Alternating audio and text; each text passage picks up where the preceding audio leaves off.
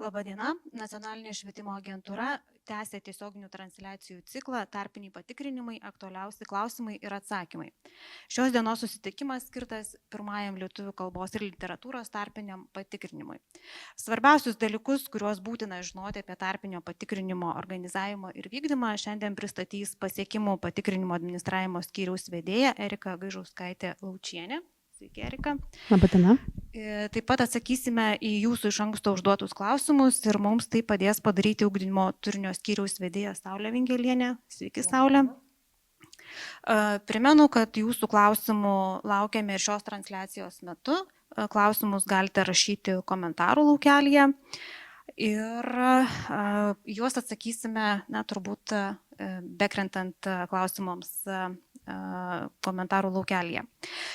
Taigi, Erika, ką svarbiausia reikia žinoti apie pirmąjį lietuvių kalbos ir literatūros tarpinį patikrinimą? Dėkui, Jurgita. Tai aš trumpai norėčiau Jums pristatyti būtent pirmojo lietuvių kalbos ir literatūros tarpinio patikrinimo vykdymo eigą. Tai turbūt nenaujiena ir visi puikiai žinote, kad pirmąjį lietuvių kalbos ir literatūros tarpinį patikrinimą laikys kandidatai, kurie mokosi 3 gimnazijos klasėje. Ir tarpinio patikrinimo datos jau yra žinomos nuo rugsėjo mėnesio, kurias nustatė švietimo ir mokslo ministras.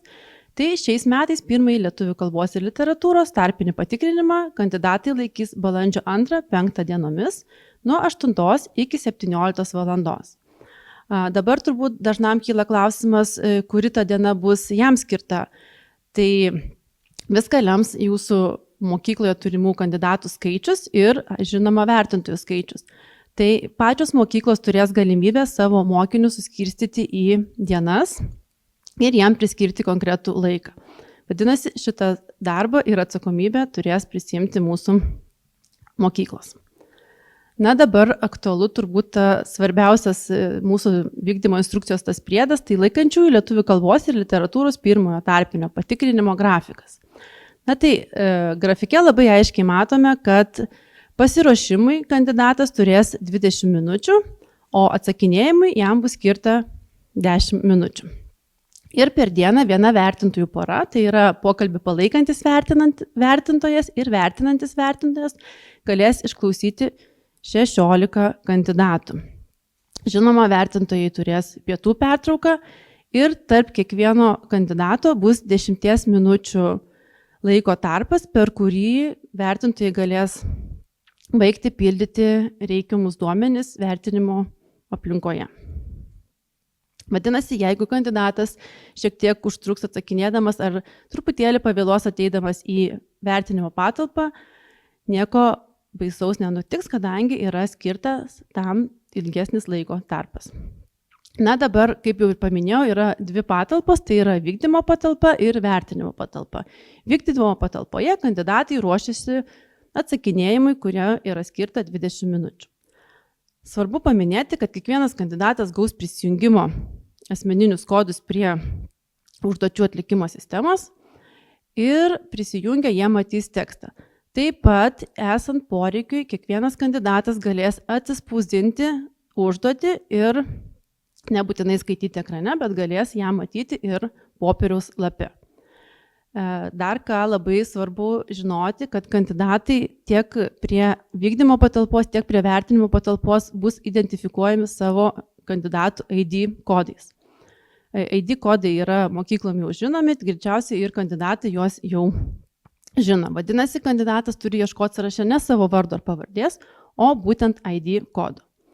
Praėjus 20 minučių, kurios yra skirtos pasiruošimui, tuomet kandidatas keliauja į vertinimo patalpą, kur vėlgi pasitikrina prie durų savo ID kodą ir atkeliauja į vertinimo patalpą, kur jo lauks būtent 2 vertintojai. Tai pokalbį palaikantis vertintojas ir vertinantis vertintojas. Kaip jau paminėjau apie medžiagą, kuri yra reikalinga tarpiniam patikrinimui, tai būtent kandidatai turės gauti prisijungimo kodus asmeninius ir vykdytojas turės 2 protokolus, kuriame kandidatas turės pasirašyti atvykęs į vykdymo patalpą. Taip pat pokalbį palaikantis vertintojas ir vertinantis vertintojas irgi gaus asmeninius prisijungimo kodus prie sistemos. Kadangi pokalbį palaikančio vertintojo aplinka ir vertinančio vertintojo aplinka šiek tiek skirsis, tai labai svarbu, kad vertintojai atkreiptų dėmesį, jo tikrai gavo prisijungimo kodus, kurie yra skirti jiems pagal paskirtą vaidmenį. Kokios papildomos priemonės galimos? Tai žinoma, galima turėti rašiklį, taip pat mokyklos spaudu pažymėta popieriaus lapų užrašams. Kartais sulaukiame klausimų, ar būtina turėti mėlynai rašantį rašiklį. Tai iš tikrųjų rašymo priemonės spalva nėra svarbi, kadangi jinai yra skirta tik tai kandidatui pasižymėti komentarus ar užsirašyti kažkokias pastabas. Popieriaus užduoties lapą, kurį atsispausdins kandidatas ir galės neštis į vertinimo patalpą, niekas iš jo nepasiims, jisai išeidamas po atsakinėjimų skirto laiko tą popieriaus lapą išsineš su savimi. Vadinasi, rašiklio spalva tikrai įtakos neturės. Lygiai taip pat ir vertinantis vertintas ar pokalbį palaikantis vertintas su savimi taip pat gali turėti rašymo priemonę ir užrašams skirtus popieriaus lapus, kadangi gal irgi bus poreikis kažką pasižymėti, užsirašyti. Šie vertintojai taip pat turės galimybę išsispausdinti užduotis ir matyti jas ne tik ekrane, bet ir popieriuje. Na ir dabar pati tarpinio patikrinimo eiga. Na tai pirmieji kandidatai, kadangi 8 val. Jau įeina atsakinėti, tai reikėtų, kad atvyktų bent jau 5 minutėmis anksčiau, susirastų patalpas, jiems skirtas pasiruošimui. Taip pat, kaip jau ir minėjau, 20 minučių jie vykdymo patalpoje ruošiasi atsakinėjimui. Per tą laiką, jeigu yra poreikis, gali atsispausdinti užduotį dar kartą, paminiu tai. Ir praėjus 20 minučių išeina kiekvienas kandidatas į jiems skirtą vertinimo patalpą. Vertinimo patalpoje, kaip ir minėjau, lauks pokalbį palaikantis vertintojas ir vertinantis vertintojas. Jeigu yra poreikis, žinoma, kandidatas, tarkim, jam nėra poreikio atsinešti popierinę užduotį, tai jisai tiek pasiruošimo patalpoje, tiek vertinimo patalpoje galės prisijungti prie sistemos ir matyti jam pateiktą užduoties tekstą. Na ir dabar 10 minučių, kurios skirtos kandidatui atsakinėti. Na tai tos 10 minučių išskiriame į 5 minutės kandidato monologui ir 5 minutės dialogui su pokalbį palaikančiu vertintoju. Praėjus šitam laikui, kandidatas atsisveikina ir išeina iš patalpos. Toliau darbą tęsia jau vertinantis vertintojas. Kai kandidatas atsakinėja, jo pokalbis yra įrašinėjamas. Na ir dabar dar tokie niuansai, kas gali nutikti vykdant pirmąjį lietuvių kalbos tarpinį patikrinimą, tai techniniai nesklandumai. Na, tikėkime, kad jų išvengti pavyks, bet jeigu tai nutiktų, tai pirmiausiai, žinoma, interneto ryšys yra aktualus tam, kad kandidatai sklandžiai galėtų susipažinti su užduotimi. Aišku, jeigu užduotis yra atsispausdinta, tai tada nėra jokių bėdų, o jeigu taip nutinka, kad sutrinka interneto ryšys, tai žinoma, pirmiausiai turėtų sureaguoti vykdytojas, kuris tokiu atveju nutraukia tarpinį patikrinimą, fiksuoja laiką tarpinio patikrinimo vykdymo protokole ir tarpinis patikrinimas nevykdomas tol, kol nėra pašalinami interneto trikdžiai. Pašalinus interneto trikdžius, žinoma, tarpinis patikrinimas vykdomas tuo laiku pagal protokolą numatytiems kandidatams. Apie kandidatams nutikusius interneto trikdžius, žinoma, reikėtų informuoti ir Nacionalinę švietimo agentūrą. Tada būtų priimami atitinkami sprendimai. Jeigu kyla techniniai nesklandumai vertinimo patalpoje, na tai pirmiausiai pokalbį palaikantis vertintojas tikrai kandidato pokalbio nenutrauks, kadangi šiais metais yra numatyta atsarginė priemonė, į pokalbius įrašysime ir diktofonu, dėl to, kad tikrai užtikrintume pirmais metais tą sklandų mūsų programos vykimą. Vadinasi, pokalbis palaikantis vertintojas su kandidatu pokalbį tęsia ir sėkmingai jį užbaigia ir tuomet jau įrašas bus klausomas remiantis diktofone įrašytą informaciją. Ir aš žinoma apie visą tai yra informuojamas vyresnysis vertintojas. Tiek trumpai, dabar tikiuosi, Jurgita užduos kažkokių klausimų, ką turėčiau akcentuoti. Dėkoju, Erika. Iš tiesų, gal dar galėtum tiesiog trumpai paminėti, ar ne, kokie tie vertintojai, nes minėjai, kad ir vyresnysis, ir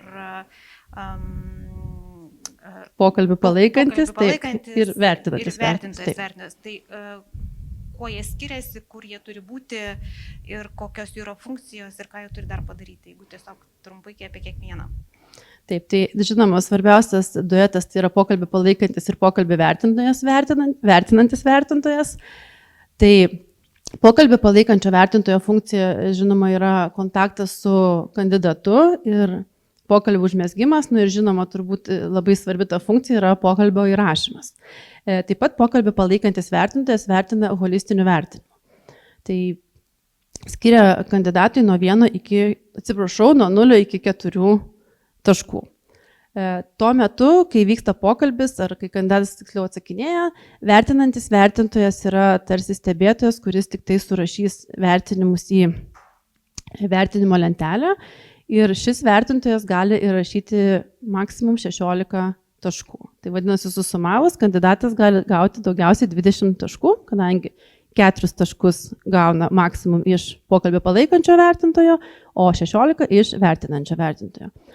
Dabar taip pat kiekviename tarpinio patikrinimo vykdymo centre turi būti vyresnysis vertintojas, vien tik dėl to, kad gali nutikti visokių nenumatytų atvejų ir atitikti kažkokia tai nelaimė ir bėda, kad vertinantis palaikantis ar pokalbį palaikantis vertintojas negali vykdyti savo funkcijų, tuomet, aišku, ateina į pagalbą vyresnysis vertintojas, kuris jį pakeičia.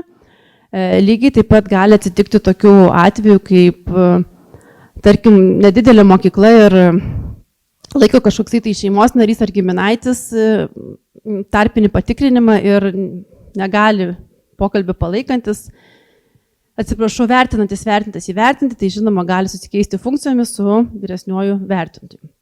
Vadinasi, vertintojų rolės iš esmės gali skirtis net ir tą pačią dieną. Pokalbį palaikantis vertintojas su vertinančiu vertintoju tikrai gali keistis vietomis.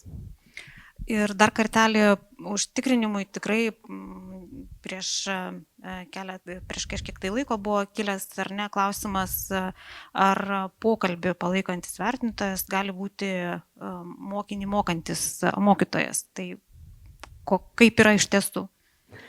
Žinoma, mes nerekomenduojame, kadangi tai yra valstybinio egzamino vis tiek dalis tarpinis patikrinimas, bet jeigu mokykla neturi kitos išeities sukeisti mokytojų ir turi nedidelį jų vertintojų kiekį, tai tada pokalbį palaikantis vertintojas gali būti ir dėstantis mokytojas.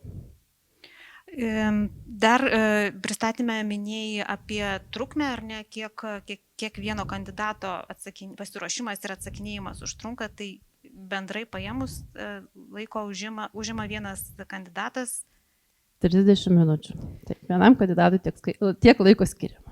Ir prie atsakinėjimo pereinant, paminėjai, kad irgi 10 minučių, ar ne, tai kaip vertintojas turėtų vertinti, jeigu, tarkim, kandidatas atsakinėja ilgiau ar trumpiau, ar turi jį stabdyti, ar turi palaikyti pokalbį, kaip turėtų vertintojas elgtis? Žinoma, jeigu pokalbį palaikantis vertintojas jaučia, kad jau mokinys artėja prie savo dialogo pabaigos, tai tikrai nesakom, kad ties 5 minutė jau reikia jį nutraukti ir viskas, tikrai reikia leisti kandidatui baigti ir sakyti savo mintis, bet žinoma, negali tas monologas įsitęsti labai ilgai, kadangi vis tiek yra skirta laiko ir dialogui. Tai labai svarbu iš tikrųjų atsižvelgti į kandidato kalbėjimą, tai svarbiausia turbūt yra šitas faktorius. Klausimas užduotas iš anksčiau, ar patikrinimas gali būti vykdomas kompiuterių klasėje? Ne, patalpa tikrai nėra svarbi pasiruošimams skirta. Svarbiausia, kad visi kandidatai, kurie tuo metu ruošis, turėtų jiems skirtus kompiuterius ir toje patalpoje būtų spausdintuvas, kur galėtų kandidatai atsispausdinti užduotis, jeigu yra poreikis. Taip, matau, kaip tik ir klausimas yra komentarų skiltyje, kokiu momentu ir kokiu būdu kandidatas galės atsispausdinti tekstą. Tai užduočių pateikimo sistemoje bus tikrai aiškiai matomas mygtukas spausdinti ir kandidatas pasirenka laiką, kada jam yra patogu atsispausdinti. Gal vienam reikės pačioje pradžioje ir jisai ruošis užduotį matydamas popieriaus lape, gal kitas kandidatas tik tai norės neštis į vertinimo patalpą. Tai iš tikrųjų nėra apibriešta, kuriuo metu per tas 20 minučių skirtas pasiruošimui kandidatai galės atsispausdinti. Klausimas turbūt apie pasiruošimą, kur rasti pavyzdžių. Gal čia Saulė galėtų atsakyti apie pavyzdinės užduotis? Tai trumpai galima pasidalinti iš tikrųjų bendrą informaciją, kuri būtų naudinga visiems. Tai yra mes turim Nacionalinės švietimo agentūros svetainėje rubriką egzaminai ir pasiekimų patikrinimai ir jeigu pasirinksit nuo 24-25 pasiekimų patikrinimai, rasit visą informaciją sudėliotą ir tinkamą tarpiniam patikrinimam. Tai pirmiausia, kalbų valstybinių brandos egzaminų užduočių aprašas, kuriame detaliai sudėliota tarpinių patikrinimų ir brandos egzamino struktūra. Ir taip pat pagal dalykus visą informaciją, kas yra jiems skirta. Tai čia rasit ir pirmo tarpinio patikrinimo užduočių pavyzdžių ir vertinimo instrukcijas. Tai viskas, kas yra reikalinga, yra būtent šitoje svetainėje. Tai pavyzdžių ieškokite būtent Nacionalinės švietimo agentūros rubrikoje egzaminai ir pasiekimų patikrinimai. Dėkoju. Matau, kad nemažai klausimų yra užduota komentarų laukelyje. Tai dėl ukrainiečių.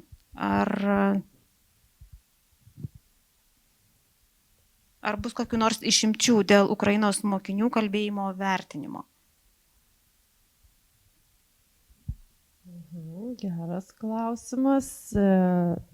Iš tikrųjų dabar galvoju, kaip čia atsakyti. Turbūt nereikėtų skirti vien tik Ukrainos mokinių, visų kitataučių. Ar tautinių mažumų galime įvardinti mokinius. Tai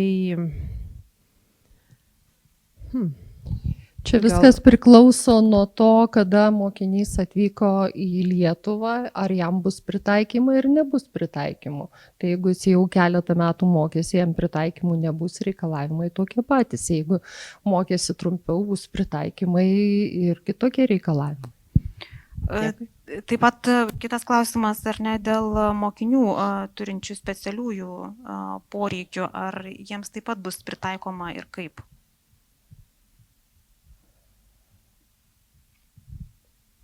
Tai specialiųjų ugdymosi poreikių turinčių mokinių vertinimą pakeisti galima, jeigu mokiniai kreipiasi į pedagoginės psichologinės tarnybas ir turi jų pažymą, kaip ta užduotis turėtų būti pritaikyma. Atsižvelgiant į tai, kokia pažyma yra gauta, tvarkomas ir užduoties pritaikymas. Taip, laiko pratęsimas tikrai būna numatytas ir kaip kolegė Saulė paminėjo, tai labai svarbu, kad PPT pažymoje būtų viskas išsamei ir aiškiai parašyta. Taip, matau klausimų apie vertintojų funkcijas, apie vyresniojo vertintojo funkcijas. Dar gal galėtumėt, Erika, kartelį paminėti, kokios jos, ką jis turi padaryti. Tai turbūt ta vyresniojo vertintojo pagrindinė funkcija tai ir yra turėti galimybę pakeisti iš vertinimo proceso iškrintantį kažkurį tai kolegą. Kadangi tarpinio patikrinimo vykdymo centruose dažniausiai dirbs ne viena vertintojų pora, tik tai labai mažuose centruose bus, kur bus gal 2 vertintojai, o taip tai dirbs tikrai didesnės komandos ir iš 6 ir iš 8 vertintojų, tai tikrai to vyresniojo vertintojo ta funkcija ir yra, kad sugebėti pakeisti kuo greičiau iškrentantį kolegą. Tai jeigu vyresnysis vertintojas, tarkim, pakeičia pokalbį palaikantį vertintoją, ar ne, tai jisai gali klausimus užduoti ir atlikti tai, ką turėtų atlikti pokalbį palaikantis vertintojas. Tai perima tarsi kitą rolę, taip. Taip, jeigu pakeičia vertintantį vertintoją, tai atlieka jo funkcijas. Taip. Taip, dėl galimybės atsispausdinti kalbėjome, bet ar gali mokinys atsispausdintą tekstą neštis į... Žinoma, taip, įvertinimo patalpą galima tikrai, nes turbūt tam ir atsispausdina, kad galėtų keliauti su užduotimi. Kaip kandidatas prieš atsakinėdamas turėtų pristatyti, nurodyti savo ID ar vardą ir pavardę? Dabar reikėtų pasitikslinti vykdymo instrukcijoje, kad nepateičiau klaidingos informacijos, bet jeigu neklystu, tai turėtų prisistatyti. Na, dabar iš tikrųjų abejoju šitą, tai gal aš ir neatsakysiu, kad paskui nesuklaidinčiau, bet iš tikrųjų vykdymo instrukcijų reikėtų atkreipti dėmesį, tikrai yra parašyta, kaip kandidatas turi prisistatyti. Taip, jau kalbėjom šiek tiek apie patį vertinimą, bet dar irgi papildomas klausimas, jei mokinys pakalbėjo 2 minutės ir viskas, ką turi daryti pokalbį palaikantis vertintojas. Klausinėja ar laukia, kol praeis likusios 3 minutės? Ne, tai faktas, kad turbūt nereikia laukti, o tada jau tęsia, jeigu monologas užtruko trumpai, tai žinoma jau vertinime tai atsispindės, bet tada toliau reikėtų pereiti prie kitos dalies ir tada jau dialogą vystyti. Tiesiog mokinys baigs anksčiau atsakinėjimo laiką. Gal ir kad dar pasakysi, kur rasti daugiau informacijos, turbūt ar aprašą, ar kažkokį kitą dokumentą, kuriame būtų aiškiau surašyta, kaip tautinių mažumų ar iš Ukrainos atvykę mokiniai laiko lietuvių kalbos tarpinį patikrinimą ir egzaminą. Čia turbūt klausimas tas pats dėl pritaikymo ir panašiai, tai bet tiesiog, kad būtų galima patiems susirasti ir pasiskaityti tikslę informaciją. Tai, žinoma, pagrindinis dokumentas, kurio vadovaujamės, tai yra valstybinių brandos egzaminų organizavimo ir vykdymo tvarkos aprašas. Taip pat yra, kaip kolegė Saulė atsakinėja apie specialiųjų ugdymosi poreikių, tai yra specialiųjų ugdymosi poreikių mokiniams skirtas tvarkos aprašas, jis yra irgi šiemet atnaujintas, tai iš tikrųjų reikėtų vadovautis šiais 2 aprašais, norint galbūt rasti tikslesnius atsakymus. Klausimas, ar klausimus po teksto matys tik mokytojas? Nežinau, ar supranti, apie ką klausi? Taip, tuos nukreipiamuosius klausimus, ar kažkaip kitaip gal lietuvių kalbos mokytojai vardina, bet matys tik tai būtent pokalbį palaikantis vertintojas. Jam bus truputėlį palengvinimas šioks toks, bet žinoma, jis galės vadovautis ir savo pedagoginę patirtimį. Ar yra numatyta, kiek klausimų turi pateikti pokalbį palaikantis vertintojas? Ne, nėra numatyta, ne. Čia jau savo nuožiūra. Pirmasis lietuvių tarpinis patikrinimas yra ir A ir B lygio. Kaip šie tarpiniai patikrinimai atsiskiria, ar vyksta tą pačią dieną, ar vyksta atskirai? Taip, kadangi, kaip jau minėjau pradžioje transliacijos, kad mokyklos turės galimybę mokinius suskirstyti į protokolus ir į dienas, tai iš tikrųjų čia jau mokyklos turės apgalvoti, ar jie norės išskirti A ir B lygio, tarkim, laikančius mokinius skirtingom dienom ar tom pačiom. Užduotis bus visom dienom ir visais laikais pateikiamos ir A ir B lygio mokiniams. Tai iš tikrųjų jau čia viskas priklausys, kaip mokyklos sudėlios savo kandidatus į protokolus. Kadangi pradėjom kalbėti apie A ir B tarpinius patikrinimus, klausimas užduotas iš anksčiau, ar gali mokinys laikyti patikrinimą vieno lygio, o kitame egzaminą kito lygio, ar kažkaip turėtų keisti, kaip keisti? Tai dabar pirmiausiai 11 klasės mokiniai turėjo galimybę iki šių metų sausio 31 dienos keisti mokomosios dalykus ar mokomųjų dalykų lygius. Ir tuomet į šitą informaciją buvo atsižvelgta sudarant tarpinių patikrinimų kandidatų sąrašus. Jeigu taip nutiko, kad kandidatas mokyklai leidus pakeitė vėliau, tai yra po sausio 31 dienos, tarkim, lietuvių lygį, vadinasi, šiais mokslo metais kandidatas laikys būtent to lygio lietuvių kalbos ir literatūros pirmą tarpinį patikrinimą, kurio mokėsi pirmą pusmetį. Ir tuomet, jeigu pakeistas yra lygis, po sausio 31 jau tik kitais mokslo metais jisai turės galimybę su būsimais 11-okais perlaikyti pirmąjį tarpinį to lygio, kurį jisai pasirinko vėliau mokytis. O jau lietuvių kalbos ir literatūros antrą tarpinį jisai laikys besimokančių lygių. Tai vadinasi ir valstybinį egzaminą, po to jisai laikys to lygių, kurio mokėsi 12 klasėje. Geras klausimas apie tai, ar bus galima perlaikyti pirmąjį lietuvių kalbos ir literatūros tarpinį patikrinimą. Kol kas tokios galimybės nėra numatyta. Jeigu neatvyksta be pateisinamos priežasties, taip? Taip. Taip. Jeigu teisingai nutinka taip, kad kažkokia tai svarbi pateisinama priežastis ir kandidatas nedalyvauja šiais metais balandžio mėnesį organizuojama pirmam tarpiniam patikrinime, tai tuomet jisai laikys po metų tą tarpinį patikrinimą. Bet turi būti pateisinama priežastis. Dar kalbam apie pirmąjį, bet bus ir antrasis. Bus. Kiek taškų galima surinkti per pirmąjį ir per antrąjį? Taip, tai tiek pirmam, tiek antram tarpiniam patikrinimui yra skiriama po 20 taškų. Ir tada brandos egzaminas, likusioji 60 taškų dalis. Taip, dar žiūriu klausimų laukelį. Klausimas turbūt panašus apie tai, kad jei mokiniui yra skirtas namų mokymas, kaip tokiu atveju jis gali laikyti tarpinius patikrinimus.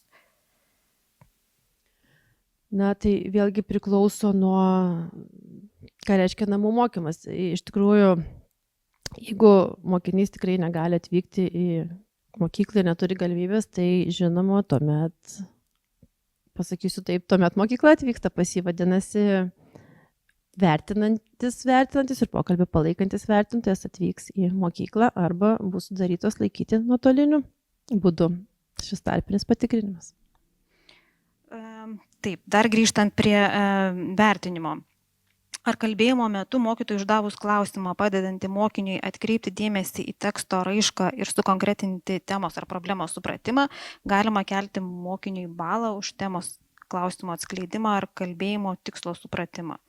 Tai suprantu, ar teikiama pagalba kažkaip tai gali atsispindėti geresnėme ar blogesnėme įvertinime?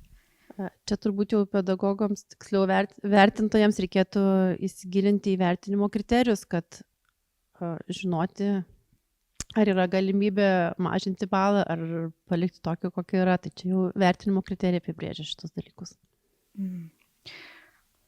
Taip, dar tikrinu, ar įkrito naujų klausimų.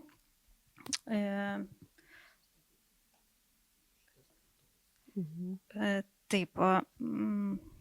Ar vertintojas mokytojas gali dirbti toje grupėje, kurioje yra jo sūnus ar dukra, ar tuomet turėtų jį pakeisti kitas kolega?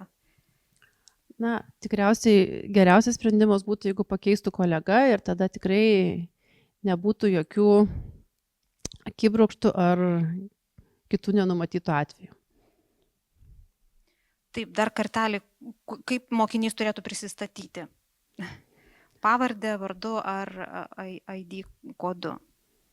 Tai va, šitos dalies kažkodėl iš vykdymo instrukcijos ir neprisimenu tiksliai, kaip yra parašyta. Gerai, tai tiesiog kur galima rasti vykdymo instrukcija tikrai yra atsakymas į šį klausimą. Gerai, gal dar tiesiog irgi galėtumėm pakomentuoti, ką agentūros svetainėje galima rasti, kokie dokumentai yra sudėti, ką galima pasižiūrėti, pasiskaityti, pasigilinti. Tai kolegė Saulė jau labai viską aiškiai parodė turbūt ir žinoma galima rasti dar ir vykdymo instrukcijas, ką mes ir minime. Tai iš tikrųjų Tik tai dabar, kur reikėtų ieškoti vykdymo instrukcijas. Tai vykdymo instrukcijas reikėtų ieškoti prie brandos egzaminų. Ir būtent tenais yra vykdymo instrukcijos, pasirinkus laukelį tarpiniai patikrinimai. Ir tikrai rasite ir lietuvių kalbos, ir literatūros. Būtent pirmojo tarpinio patikrinimo vykdymo instrukcija. Ir va, čionais turėtume toj pat susirasti ir ką kandidatas turėtų prisistatydamas pasakyti. Tai va, būtent prisistatydamas kandidatas pasako savo grupės pavadinimą ir eilės numerį pagal vykdymo protokolą. Vadinasi, reikia žinoti savo eilės numeris, tai žinoma, kelintas tai neatsakinėti, taip, o protokolo grupės pavadinimas tai matys kandidatai protokole, kuriame jie pasirašinės. Na va, ir bendrom jėgom atsakymą. Dėkoju. Taip, klausimas, kiek reikia surinkti taškų, norint išlaikyti pirmąjį lietuvių kalbos ir literatūros tarpinį patikrinimą? Nėra tokios savokos išlaikyti. Kuo didesnį taškų kiekį surinkame, tuo ramiau keliaujame į kitus etapus. Tai į antrą tarpinį patikrinimą ir į brandos egzaminą. Ar netvykus į pirmąjį tarpinį patikrinimą bus galima laikyti egzaminą?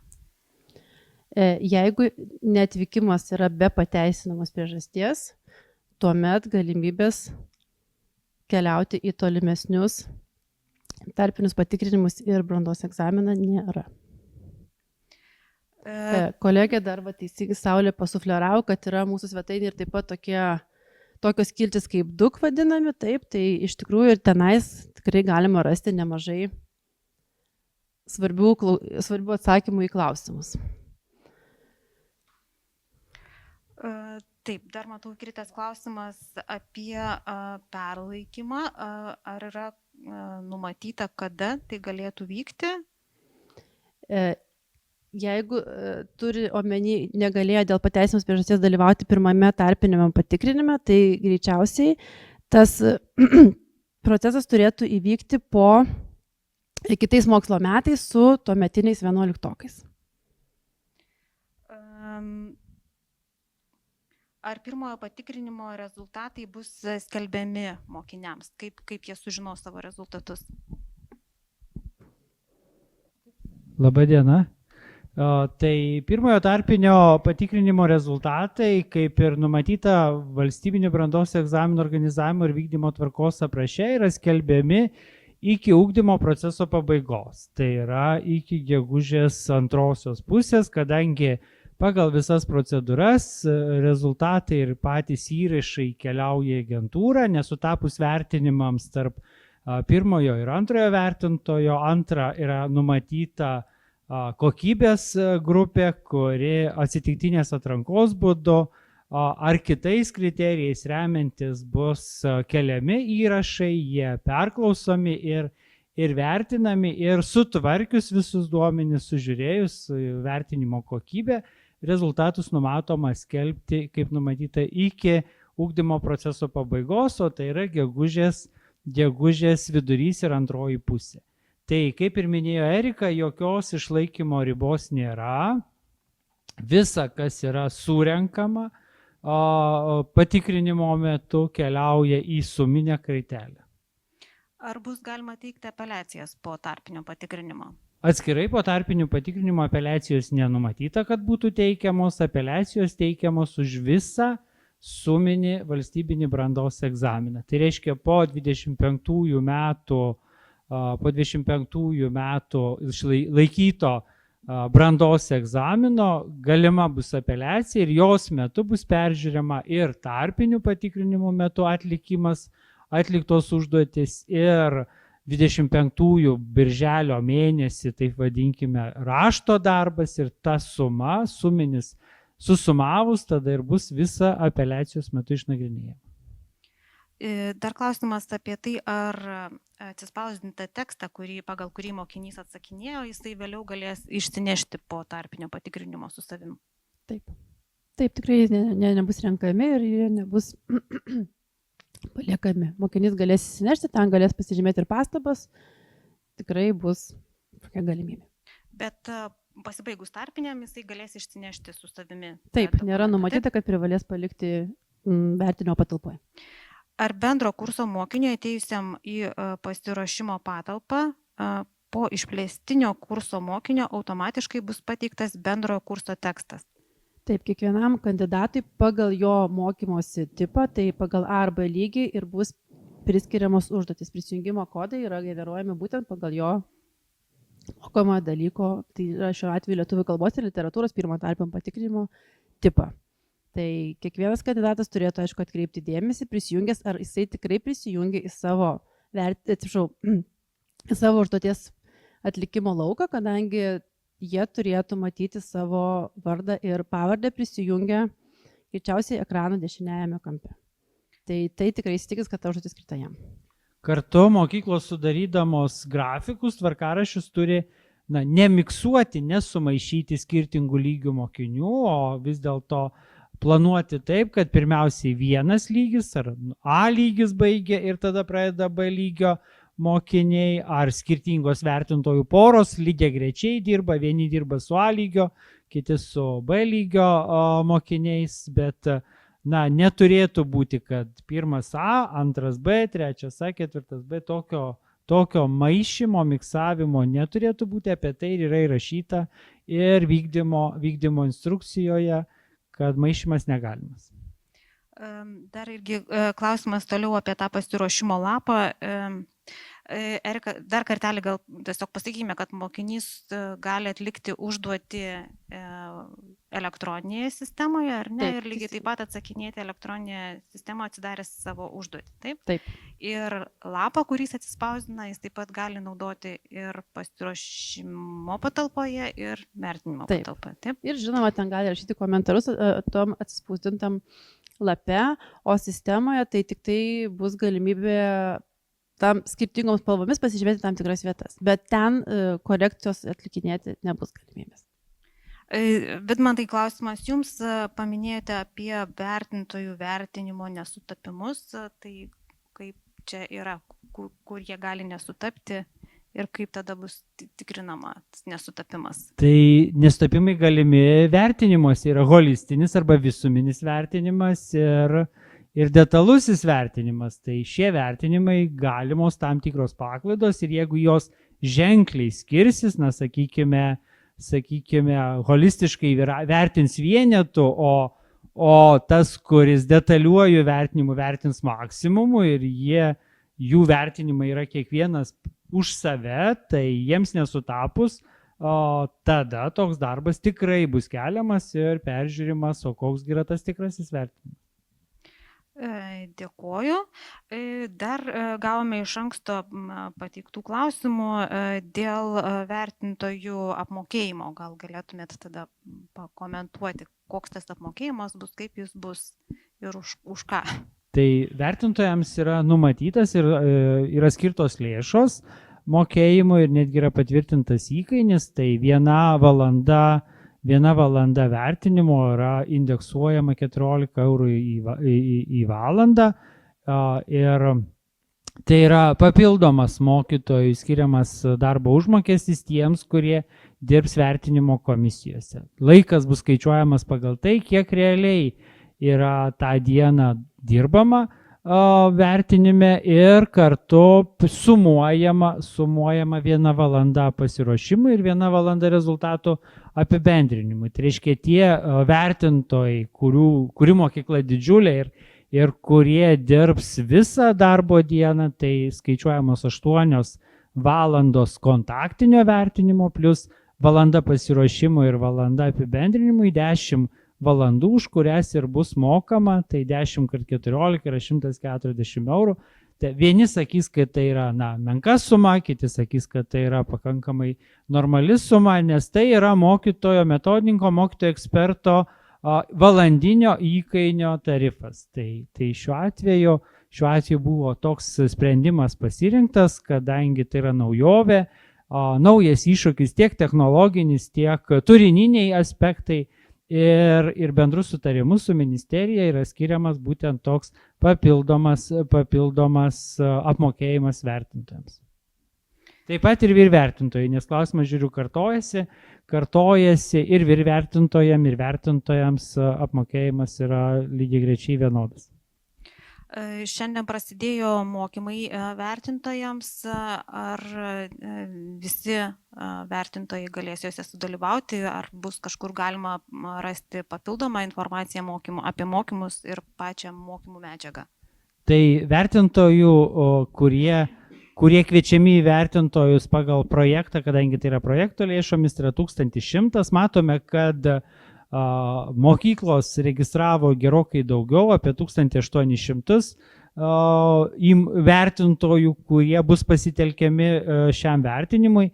Todėl ir buvo priimtas sprendimas, kad šiuo atveju mokykla nusprendžia, kurie žmonės yra deleguojami į mokymus, padalijant tam tikras kvotinės vietas, kartu įvardindami, kad visa mokymų medžiaga, tai yra kas susiję būtent su šiomis dienomis startavusiais mokymais, pradiniai, pirminiai, startiniai, ta teorinė ar kitokia medžiaga, ji bus viešinama ir prieinama mokyklų mokytojams.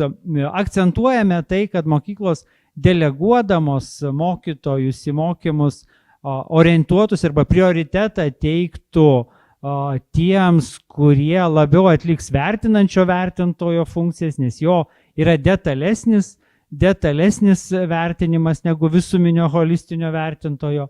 Ir šiuo atveju kartu dalintųsi, tas žmogus dalintųsi tą mokymuose gautą medžiagą su kolegomis mokyklos ar metodinėme būrelyje ir aptartų tai, kas yra įvardinta. Kartu, kaip ir suprantate, kadangi tai yra projektas šiek tiek rėmina kai kurios dalykus, tiek fiksavimo, tiek dalyvių to ištisinio kurso baigimo, visumiško baigimo, tai turime ir tam tikrus formalius reikalavimus, kurių turi laikytis šių mokymų organizavimo metu.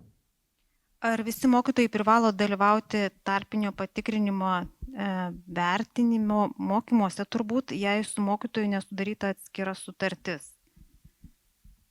Tai kaip ir sakiau ką tik, kad mokykla sprendžia, kokius mokytojus deleguoti į šiuos mokymus. Antra, tie, kurie nedalyvavo, tai galės iš kolegų perimti patirtį. Ir trečia, yra ir mokyklos pasitelkia ir progimnazijų mokytojus, ir pagrindinėse klasėse dirbančius mokytojus, ir tiems, kuriems gal tos patirties mažiau, jiems prioritetą reiktų teikti dalyvauti mokymuose. Kada ir kokiu būdu vertintojai aptaria ar neaptaria mokinių kalbėjimus? Ar iškart po kiekvieno mokinio kalbėjimo, ar neaptaria, ir kaip įvertina ir kada surašo taškus? Kiekvienas vertintojas vertina savo atsakomybę ir yra nenumatytas, kad būtų apibendrinamas ar tariamasi, bet kartu tai ir nedraudžiama. Vis dėlto kiekvieno vertintojo atsakomybė ir jo supratimas ir įsitikinimas ir visuma, tai, ką jis vertina, ir atitiktis vertinimo kriterijams. Ir šiuo atveju priimdamas sprendimą vertinti vieną ar kitą taškų sumą, tai yra jo asmeninis, personalinis sprendimas. Gal aš truputį papildysiu direktorių.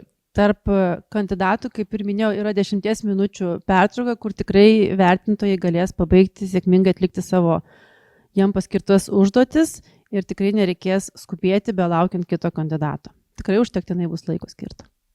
Dar porą klausimų apie vyresnį vertintoją. Ar jis galės būti vertinimo patalpoje ir ar turės savo prisijungimą? Vyresnysis vertintojas yra vertinimus koordinuojantis vertintojas ir tuo atveju, jeigu procese atsitinka kažkokiu nenumatytų atveju, ar pokalbį palaikantis vertintojas, ar vertinantis vertintojas, liga, kitos nenumatytos aplinkybės, dėl ko jis turi palikti šias funkcijas, tai jas perima vyresnysis vertintojas. Apskritai, kaip po toks vyresnysis vertintojas visų mokinių prisijungimų tikrai atskirai neturės. Patikslino klausimą, aš turbūt irgi netaip supratau, dėl apskritai dalyvavimo patikrinime. Ar mokytojas privalo dalyvauti?